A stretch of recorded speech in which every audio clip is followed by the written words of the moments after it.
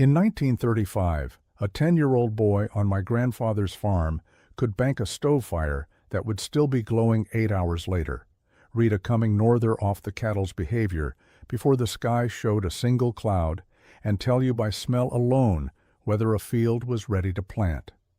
That same year, 34% of the farmers in this county loaded everything they owned onto a truck and drove to California. My grandfather's family stayed, and that 10-year-old boy knew exactly why they could. My name is Earl Pruitt. My family has farmed the same ground in the Texas Panhandle for 3 generations.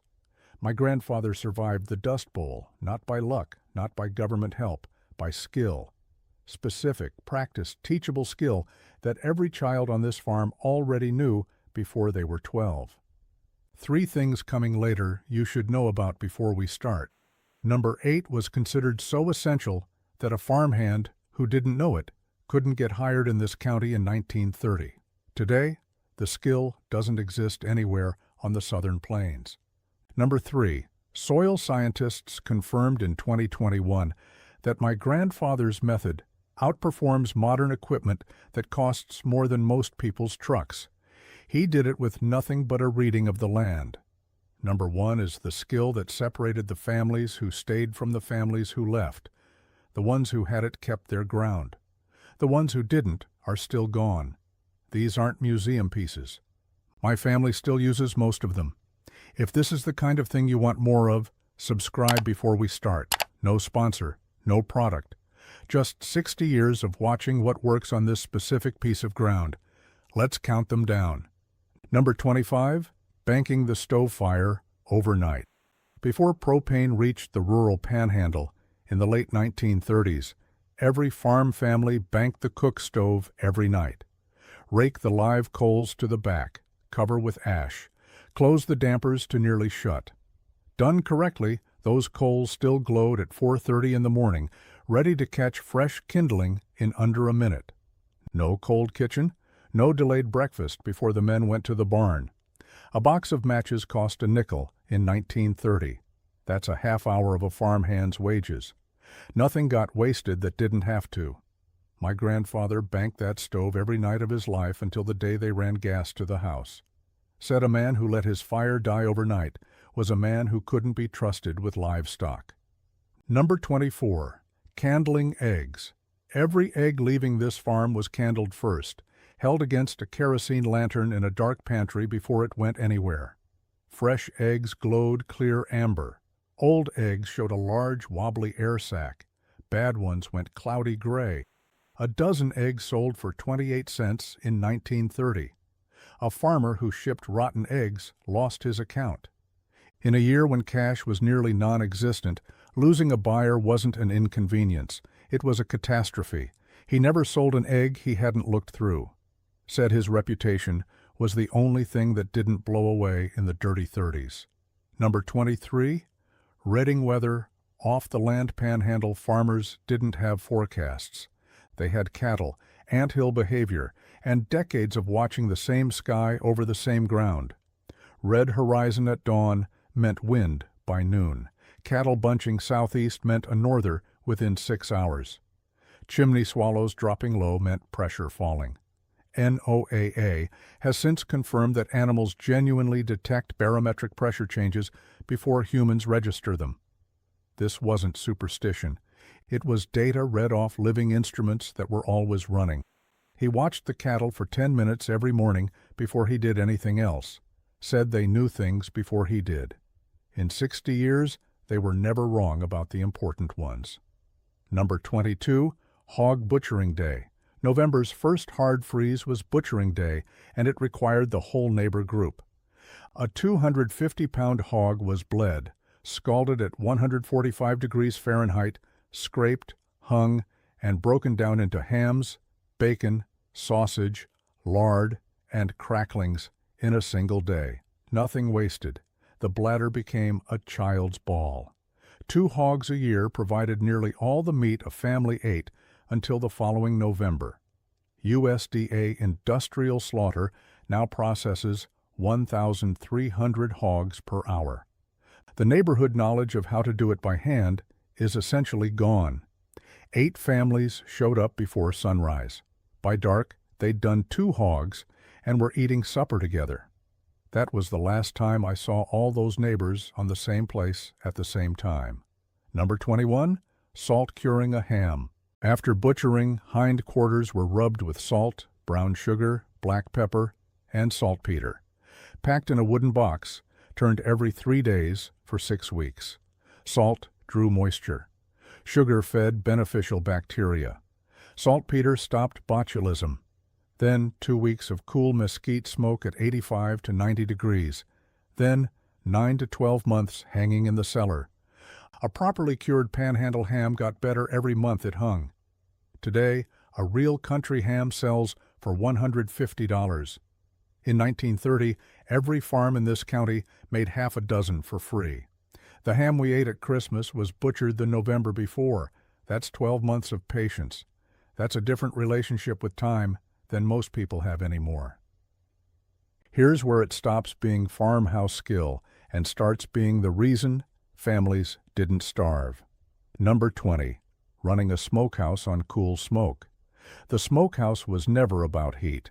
Cool smoke, 85 to 100 degrees, channeled from a firebox dug outside so the meat absorbed preservation without cooking. Mesquite was the Panhandle standard. Pine was banned. 1 flare in 2 weeks spiked the temperature and ruined the batch. A slow mesquite smolder produces over 200 distinct flavor compounds. Electric smokers produce about 40. Done correctly, a side of bacon hung stable for 14 months without refrigeration. That smokehouse still stands behind the house. We haven't used it in 20 years. That bothers me more than I usually say. Number 19, rendering lard leaf lard and back fat, cut into half-inch cubes, cooked low for 6 hours in an iron kettle until cracklings floated in pure white fat, strained through muslin into crocks. A 250-pound hog yielded 25 to 30 pounds of lard, enough to fry, bake, and season everything a family ate until the following November. Harvard School of Public Health confirmed in 2017 that rendered lard contains monounsaturated oleic acid, the same compound in olive oil, and is lower in saturated fat than butter. My grandmother cooked in it her whole life and died at 94. The Crisco generation didn't do as well.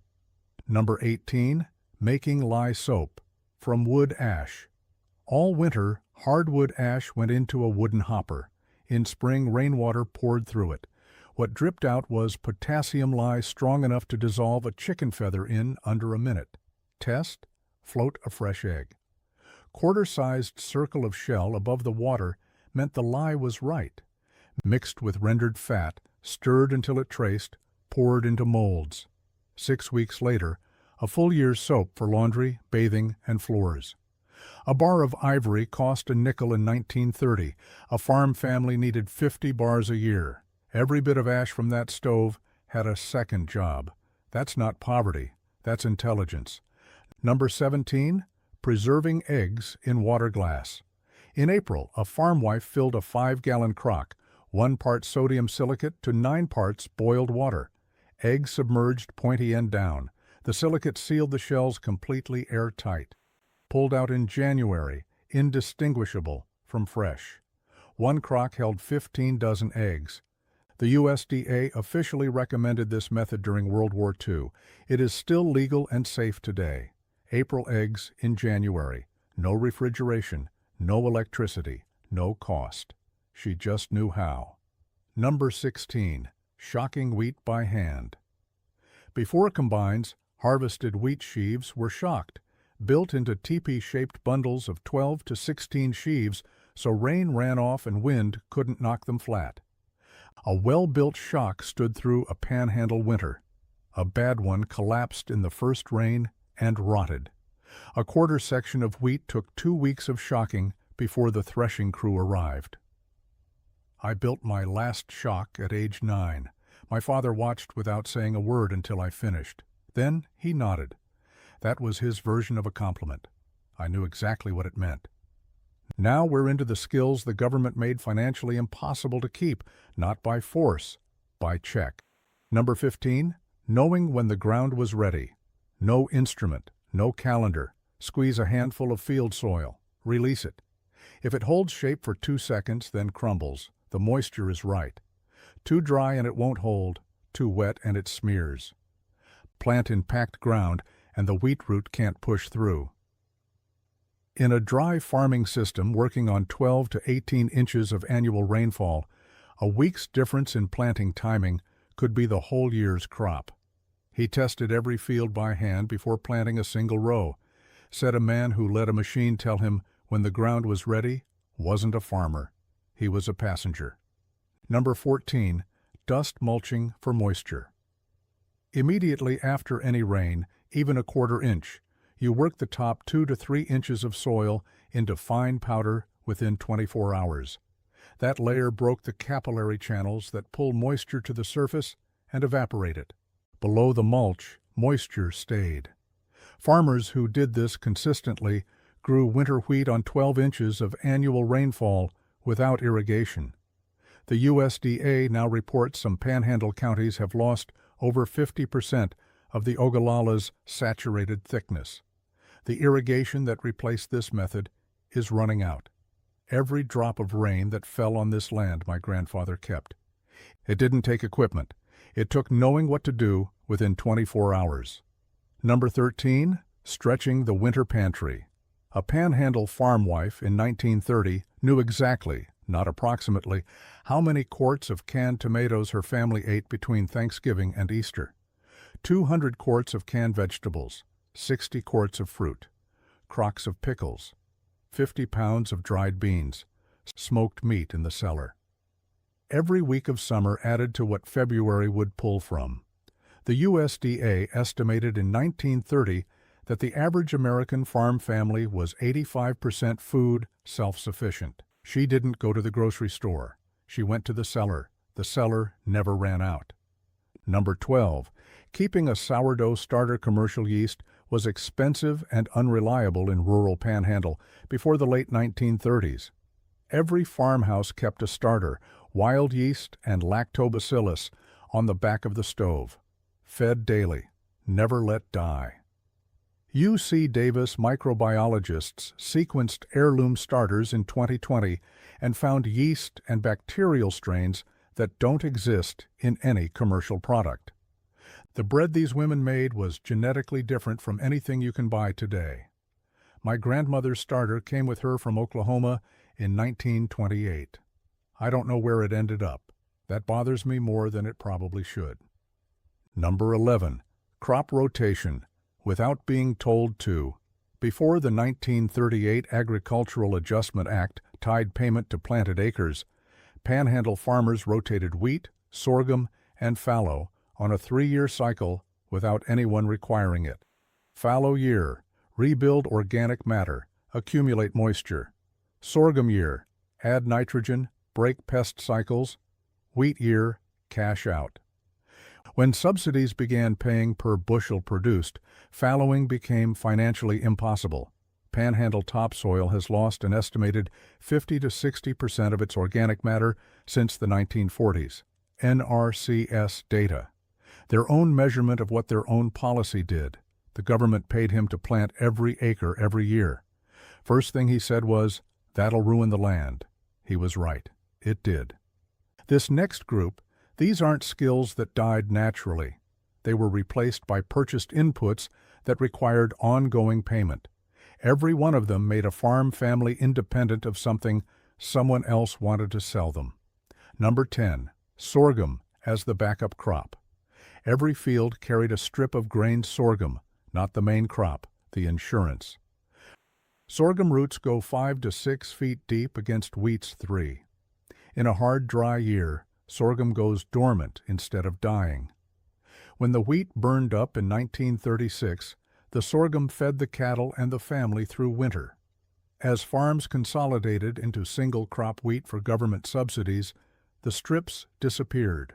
One crop, one failure point, no backup. Every field had its sorghum strip.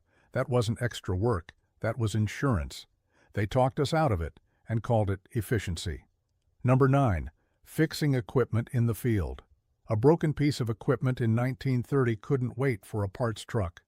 There was no parts truck. A Panhandle farmer could weld, machine a replacement part, rethread a bolt, or improvise a fix from wire and leather. Harvest didn't stop for a broken bearing. Today, computer-controlled equipment can't be repaired in the field regardless of skill. The diagnostic codes are held by the dealership. He fixed everything that broke. Everything. I've never called a mechanic to this farm. My sons will have to. Number 8. Reading soil by smell. Healthy soil smells of geosmin, produced by actinobacteria, the same biology that gives rain its smell on dry ground. A depleted field smells like dust. Squeeze a clod. Smell the break. Watch how it crumbles. A lab test takes 10 days and costs $40. This takes 10 seconds. The skill was built by walking the same fields in every season for years, wet years, dry years, years after a burn, until the nose knew what healthy meant. He never sent a soil sample to a lab. Neither have I. You just have to know what healthy smells like. The last 5 are quieter. Less about technique, more about judgment that only comes from being on the same ground long enough that it starts talking back. Number 7.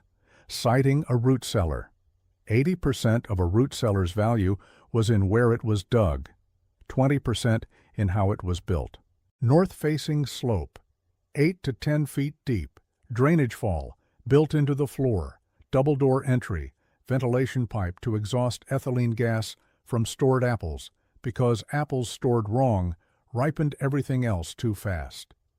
Cornell research published in 2021 confirmed root cellar storage preserves more nutrients in root vegetables than any modern cold storage, because slow natural temperature variation mimics the ground where the plants evolved. He walked the property 2 days before deciding where to dig. That cellar has never flooded in 80 years. Number 6. Selecting and saving seed.